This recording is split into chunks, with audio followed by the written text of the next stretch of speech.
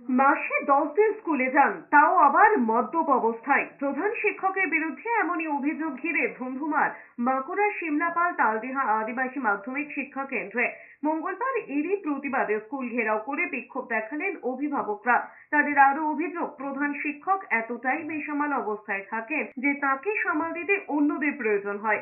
শুধু তাই নয়, মিড ডে মিল বন্ধ করে বিকল্প হিসেবে ছাত্রছাত্রীদের কেক বিস্কুট দেওয়া হয় বলেও অভিযোগ।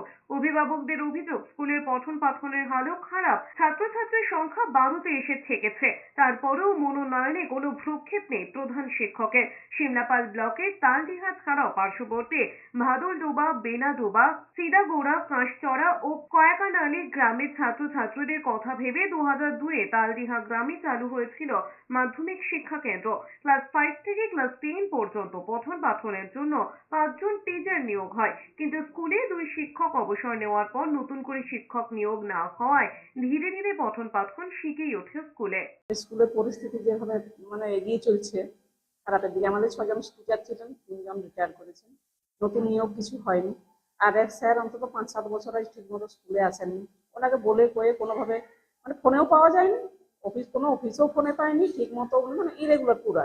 আর প্রচন্ড ড্রিঙ্ক করেন, ড্রিঙ্ক করে স্কুলে বসেন, অফিসগুলোতেও যান। আর তাছাড়া ওই অডিট কোনো কিছু টাইমে উনি করেননি।